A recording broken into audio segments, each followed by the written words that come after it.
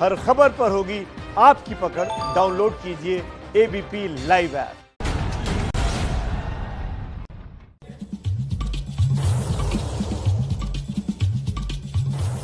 नमस्कार, आप देख रहे हैं एबीपी न्यूज। मैं हूं आपके साथ शोभना यादव। चुनावी खबरों का सबसे पसंदीदा शो कौन बनेगा मुख्यमंत्री आज से शुरू हो गया है। जी हां, बिहार विधानसभा की मौजूदा स्थिति आपके सामने है। क्या होगी इस बार की तस्वीर? इस बार बिहार का चुनाव देश के लिए अहम क्यों हो जाता है और देश के दर्शकों को इस बुलेटिन को रोज देखने की जरूरत क्यों है? सबसे पहले इस सवाल का जवाब इस रिपोर्ट में देखिए, जो खास तौर पर हमने आपके लिए तैयार की है।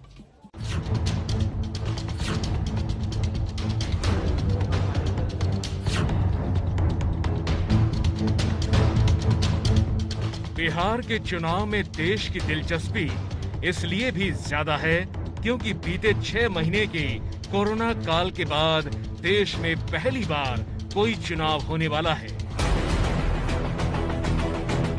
लेकिन बिहार चुनाव में कोरोना पीछे छूट चुका है और सुशांत सिंह राजपूत की मौत सबसे बड़ी राजनीतिक चर्चा है।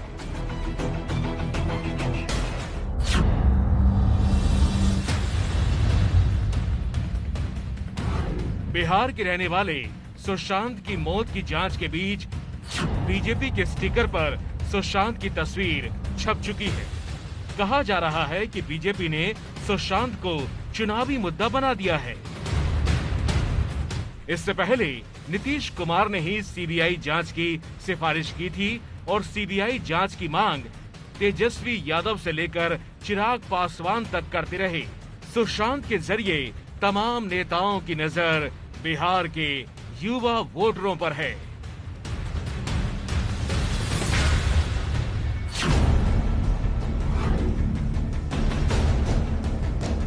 इस चुनाव की बड़ी और खास बात यह भी है कि शायद पहली बार दुनिया के इतिहास में ये होगा कि कोई चुनाव लगभग पूर्ण तरीके से डिजिटल मोर्चे पर लड़ा जाएगा।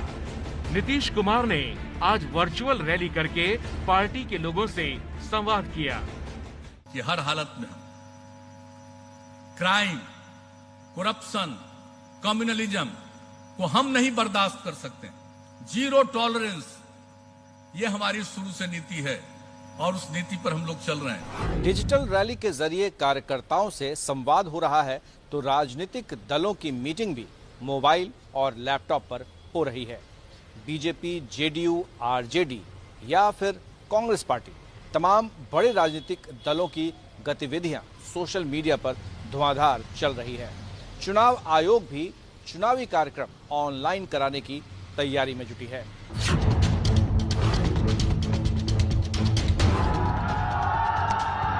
पांच साल पहले लालू और नीतीश ने 20 साल की दुश्मनी भुलाकर बीजेपी के खिलाफ हाथ मिलाया था।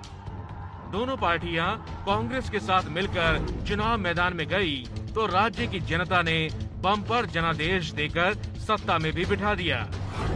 लेकिन 20 महीने बाद ही लालू और नीतीश का गठबंधन तब टूट गया। जब गठबंधन टूटा तो नीतीश के समर्थकों ने इस अंदाज में खुशी का इजहार किया था। अब 5 साल बाद विधानसभा चुनाव में लालू नीतीश एक बार फिर आमने सामने हैं। फर्क सिर्फ ये है कि लालू जेल में है और नीतीश का सामना उनके बेटे तेजस्वी से है, जिसमें लोग लालू का चेहरा देख रहे हैं। जो आज की जो वर्चुअल रैली है, जो हश्र 1 मार्च के एक्चुअल रैली में जो हुआ था, सुपर डुपर फ्लॉप, उसी तरीके का हाल जो है इनके वर्चुअल रैली का भी हो गया। यानी बिहार की जनता ने नीतीश कुमार जी को नकार दिया। आरजेडी में युवा तेजस्वी के हाथों में कमान है तो रामविलास पासवान की जगह उनके बेटे चिराग पासवान लोक जनशक्ति पार्टी की कमान संभाल चुके हैं। नीतीश विरोधियों की कोशिश इस बार के चुनाव को यंग बनाम ओल्ड बनाने की भी है। लालू की पार्टी की कमान तेजस्वी पूरी तरह संभाल चुके हैं। पार्टी उन्हें सीएम प्रोजेक्ट कर चुकी है। नीतीश का साथ छोड़ने वाले प्रशांत किशोर से लेकर लेफ्ट वाले कन्हैया कुमार तक बिहार के युवा नेताओं की लिस्ट में शामिल हो चुके हैं, जबकि जेडीयू में 20 सालों से नीतीश और बीजेपी में सुशील मोदी ही चेहरा है।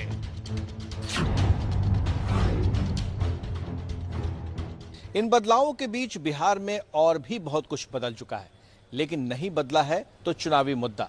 नीतीश और बीजेपी एक बार फिर विकास के काम और जंगल राज के कलंक को मुद्दा बनाकर चुनाव में लड़ना चाह रही है, जबकि सरकार के विरोधी भ्रष्टाचार और विकास के नाम पर बेईमानी को मुद्दा बनाकर लड़ने की तैयारी में है।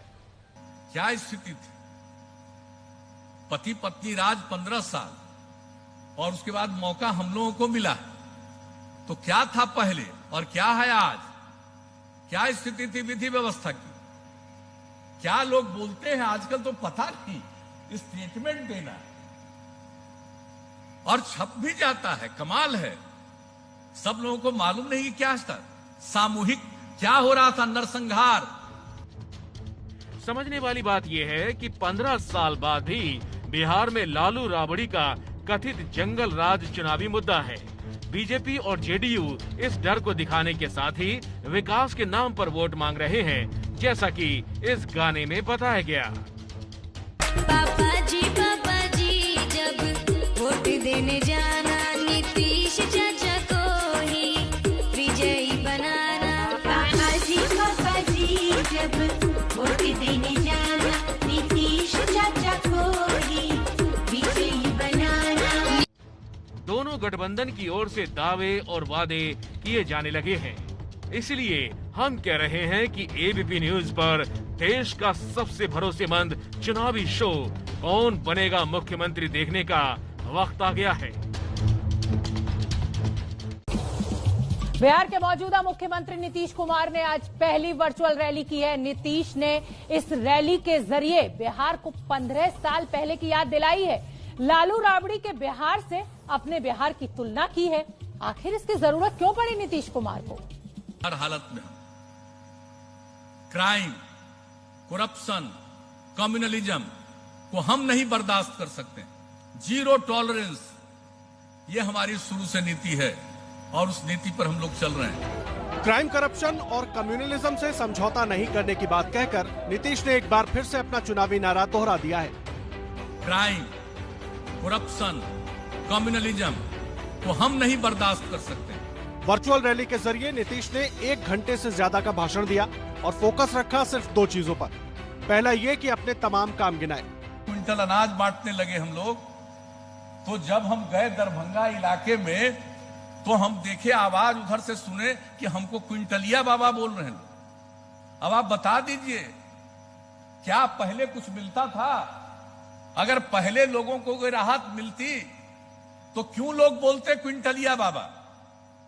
ये पहली बार शुरुआत कराई गई। नई पीढ़ी के लोगों को एक एक बात याद रखना चाहिए। इसके साथ ही नीतीश ने नई पीढ़ी को बताया कि उन्हें कैसा बिहार मिला था और उनसे पहले बिहार पर राज करने वाले लालू राबड़ी के राज में क्या होता था। क्या स्थिति थी?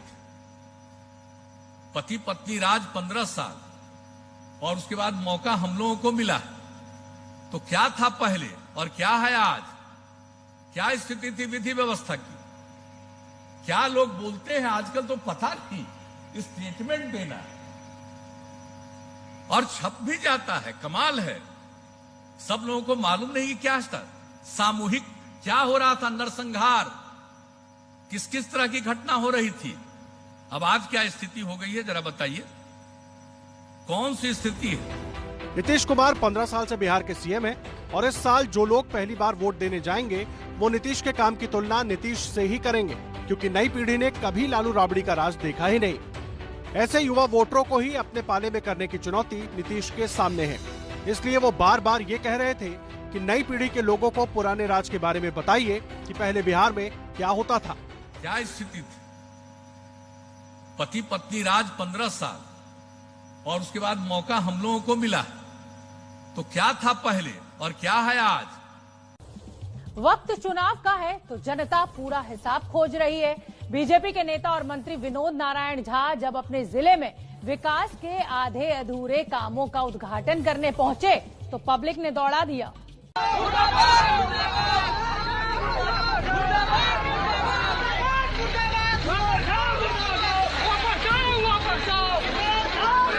नारेबाजी और हंगामे की तस्वीरें बिहार के मधुबनी जिले की हैं,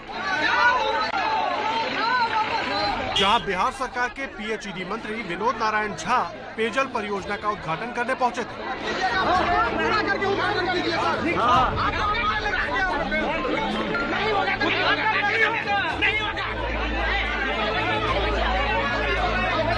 मंत्री जी का काफिला जैसे ही ढंगा पंचायत के वार्ड नंबर 4 में पहुंचता है, लोग मंत्री जी के काफिले को घेर कर नारेबाजी करने लगते हैं।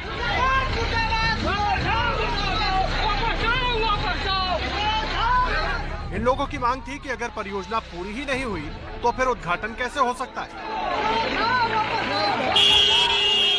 इसी बात को लेकर मंत्री जी के काफिले को गांव वालों ने घेर लिया।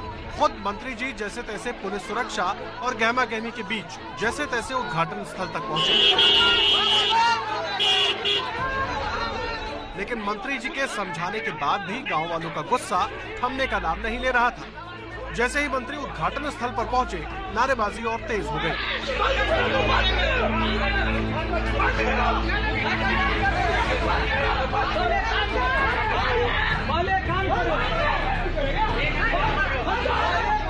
आखिरकार गांव वालों के विरोध को देखते हुए मंत्री विनोद नारायण झा को हार माननी पड़ी। मंत्री जी को बिना उद्घाटन किए ही गांव से लौटना पड़ा। हमको पता होता कि गांव में बहुत जगह नहीं लगा है, हम अभी छोड़ देते इसको, इसीलिए आज उद्घाटन नहीं होगा। अब हम दोबारा आएंगे जब पूरा गांव का हर घर में नल लग जाएगा और हमको यहाँ से खबर जाएगी, यही नौजवान खबर करेंगे कि अब लग गया है। ये हमने अपने पैसे से कराया है। बिहार सरकार ये मुखिया हर गांव में मुखिया, बगल में जाइएगा परजुआर मुखिया कर रहा है, बगल उसके बगल में जाइएगा मुखिया कर रहा है, लेकिन हम ये बिहार सरकार का पैसा दिए हैं, इसलिए हमको बहुत दर्द है। मंत्री जी ने गांव वालों को भरोसा दिलाया है कि जल्दी ही सभी गांवों में नल जल की व्यवस्था पूरी होगी और तभी इस परियोजना का उद्घाटन होगा। लालू कैंप में तेज प्रताप यादव को लेकर बेहद ज्यादा हलचल है। कानाफूसी ये हो रही है कि तेज प्रताप पत्नी के डर से अपनी सीट बदलने वाले हैं। कल उन्होंने खुद इन अटकलों को हवा दी थी।